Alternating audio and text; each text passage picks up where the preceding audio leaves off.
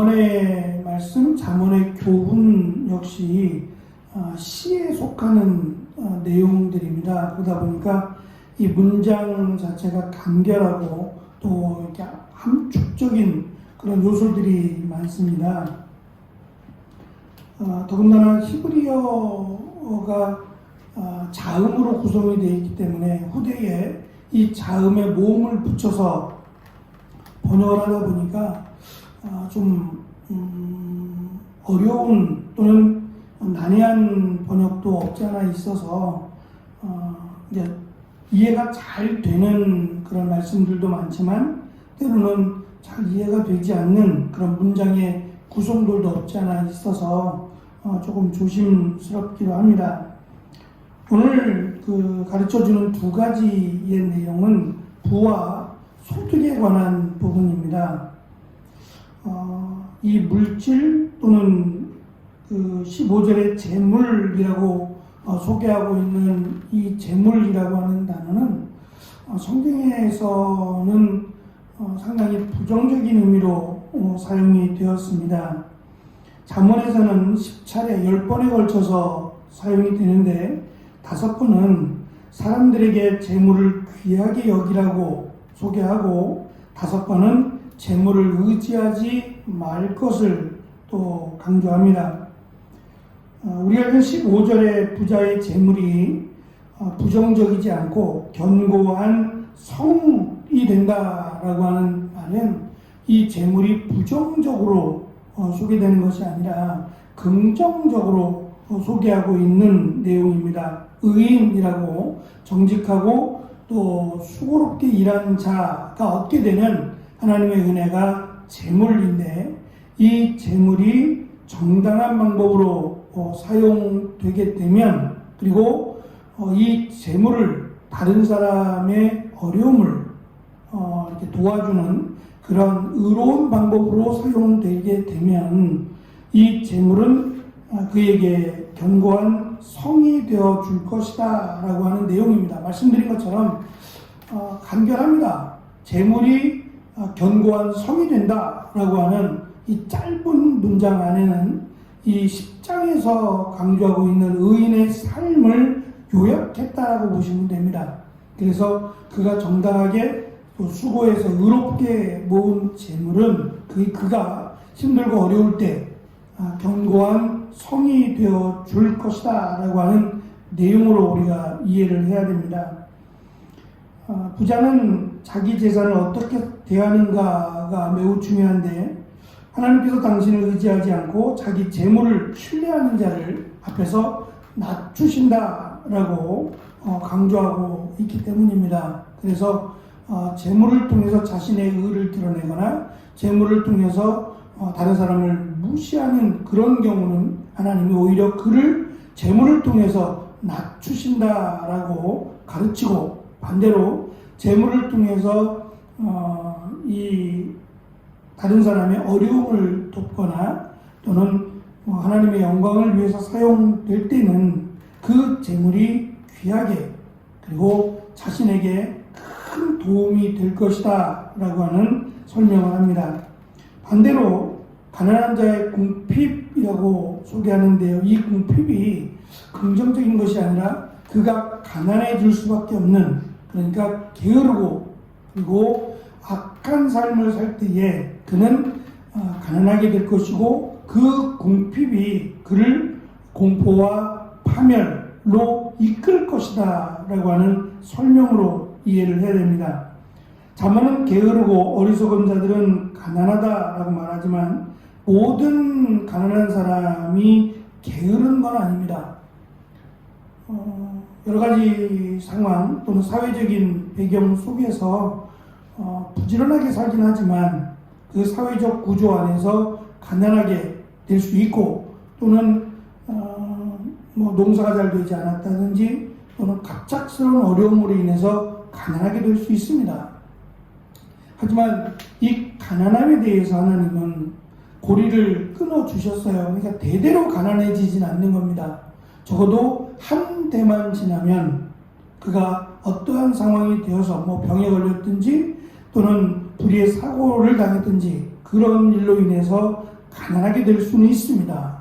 그럴지라도 그 다음 세대, 자녀의 세대, 다시 말하면 50년만 지나면 하나님이 허락하신 그 약속의 땅 또는 그 건물은 다시 가족에게로, 자녀에게로 귀속되기 때문에 대물림이 되지 않습니다. 그러니까 그런 하나님이 회복의 기회를 주셨기 때문에 가난함이 대물림이 되진 않습니다. 문제는 그가 가난하게 된 것이 하나님의 약속과 맞물려서 그가 게으르고 또는 그가 불의한 정직하지 못한 불의함으로 인해서 가난하게 되었다면 이건 또 다른 문제가 되겠죠. 그 가난함 또는 궁핍은 그를 파멸로 몰아간다라는 설명을 합니다. 두 번째 16절에 있는 가르침은 연결된 내용입니다. 의인의 수고와 악인의 소득을 대조해서 설명을 합니다. 몇 년 전에 조그만한 보조 배터리를 구입을 했어요. 그래서 그것으로 핸드폰을 충전하기도 했고요.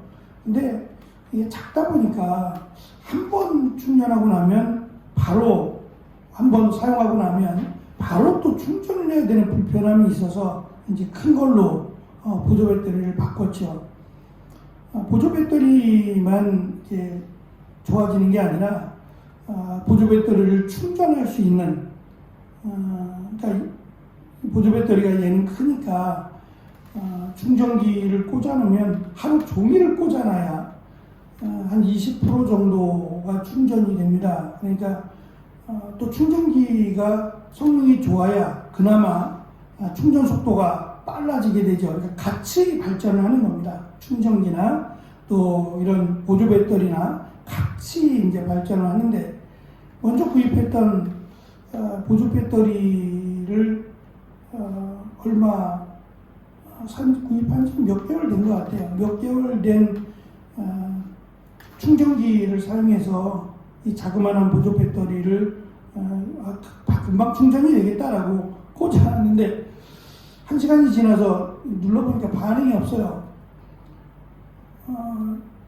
반응이 없는 이유를 생각해봤어요. 반응이 없다는 얘기는 탔다는 얘기니까 왜 이런 일이 발생했을까 생각하니까 보조 배터리보다 충전기가 센 거예요.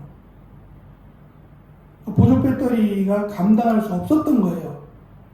이제 그 생각은 못하고 충분히 감당이 되겠다라고 생각을 했는데 감당이 안 됐던 거예요. 몇 년이 지났으니까 AS는 안 되겠습니다만 그 생각을 해봤어요. 내가 빨리 충전이 되고 빨리 회복이 되는 것도 중요하다. 그런데 이게 내가 감당이 안 될 정도라면 그것도 문제다. 적당함이 사실은 은혜겠구나라는, 그러니까 모든 것이 하나님께서 만드신 순리를 좀 따라야 되는데 이 순리를 따르기보다는 우리는 좀 급한 면이 없지 않아 있어서 좀 빠르게 라고 하는 그 마음이 우리에게 있다 보니까 만족에 대한 부분이 약하죠. 그래서 이 한국이라고 하는 우리나라 사람들의 행복 지수가 세계적으로 굉장히 낮아요. GDP를 대비했을 때 우리보다 훨씬 못한 이 태국이라고 하는 나라가 꼭 우리나라의 과거를 본 듯해요.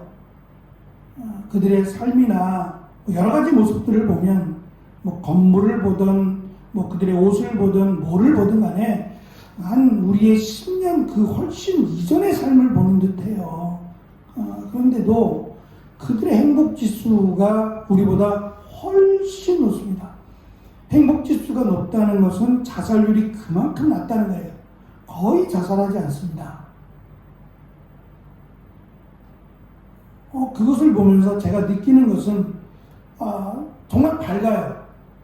그들의 모습이 이제 제가 청년들을 데리고 갔을 때 그 얘기를 했어요. 너희들이 여기 살고 있는 대학생들, 이제 대학교를 찾아갔고 대학생들 식당에서 우리가 식사도 하고 또 학교를 다니면서 전도도 했었거든요. 저들을 한번 만나서 대화를 한번 해봐라. 그럼 아마 너희들이 저들에게서 느끼는 느낌이 있을 거다. 라고 하는 이야기를 했어요.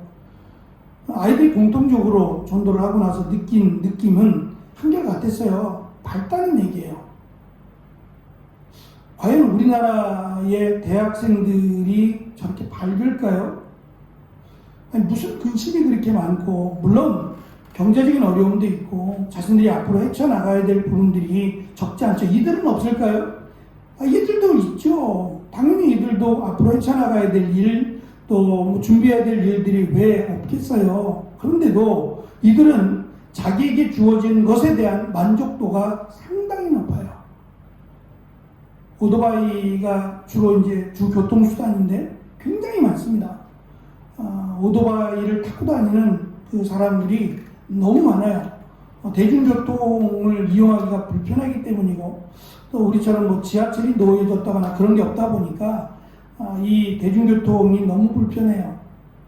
이 간격도 너무 크고, 그러다 보니까 자연스럽게 오토바이가 많아졌고, 그러다 보니까 사건 사고가 많아요. 오토바이 사고가 많고, 또 병원 시설이 너무 부족해요.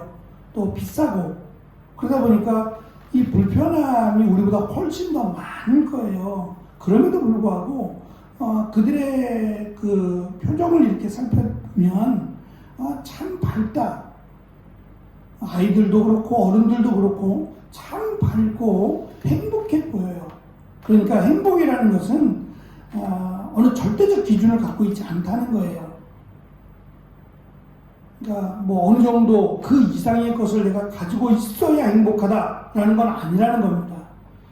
그걸 볼 때 우리가 지나친 이 만족의 기준을 갖고 있어서 우리 그 이상의 것을 탐하고 있어서 행복하지 않구나라는 생각도 해봤습니다.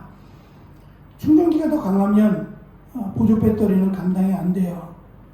하나님이 주시는 그러니까 내가 바라고 소망하는 게 너무 크면 하나님이 주시는 은혜가 감당이 안 돼요. 이 정도 은혜 갖고는 만족도 안 되고 감사도 안 된다라는 것을 우리는 좀 생각해 봐야 합니다. 죽은 시인의 사회를 참 재미있게 보았던 것 같아요. 이 오래된 영화입니다만 여기에 등장하는 그 로빈 윌리엄스가 좀 안타깝게 삶을 마감을 했긴 했습니다. 자살을 했다라고 소개가 되는데요. 근데 이 로빈 윌리엄스가 주연으로 등장을 하고 그 배경이 되는 윌튼 고등학교 명문인데 이 윌튼 고등학교 출신이고 또 영어 교사로 등장을 합니다. 그가 등장을 하면서 학생들에게 책상 위에 올라가서 다른 각도로 세상을 보라는 파격적인 수업 방식을 소개하고 또 오늘을 살라고 역설하며 참다운 인생의 눈을 뜨게 합니다. 그때 나온 대사가 까르페 디엠이라고 하는 라틴어입니다. 그런데 영어에서는 이 까르페 디엠이라고 하는 이 말을 자막을 달 때 지금을 즐겨라 하고 자막을 달아버렸어요. 그러니까 아이들에게, 학생들에게 공부에 여념이 없고 또 공부에 막 짓눌려 있는 그 아이들에게 까르페 디엠이라고 이 로빈 윌리엄스가 말을 하는데 그것을 지금을 즐겨라고 번역을 해버렸어요. 지금을 즐겨라는 의미가 전혀 없는 건 아니겠습니다만 이 까르페 디엠이라고 하는 이 말은 이 순간에 충실하라는 의미예요. 그러니까 원 의미를 번역하면서 감해버렸어요.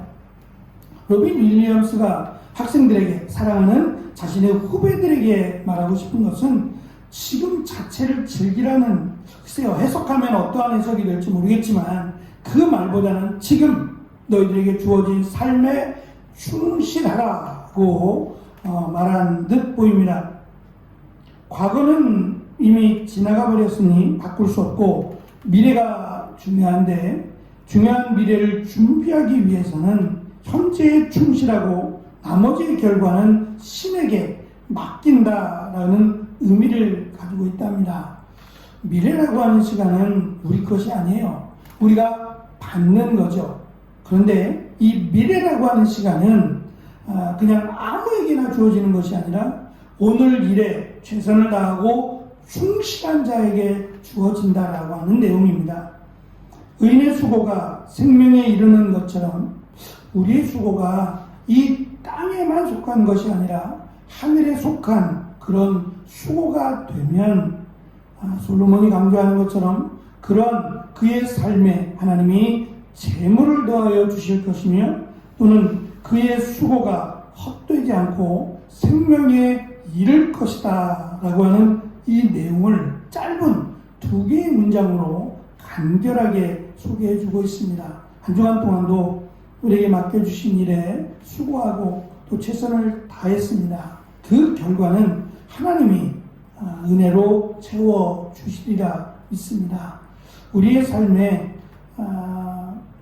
주어진 일들로 인해서 고민을 안 할 수 없고 또 수고를 안 할 수는 없지만 그 고민과 수고보다는 오늘 일에 최선을 다하는 것과 또 우리와 함께 하시는 하나님의 은혜, 이미 주신 은혜도 있고 그 은혜로 인해서 먼저 감사할 수 있고 또 행복해 할 수 있는 우리의 삶이 되어지기를 간절히 축원합니다. 기도하겠습니다.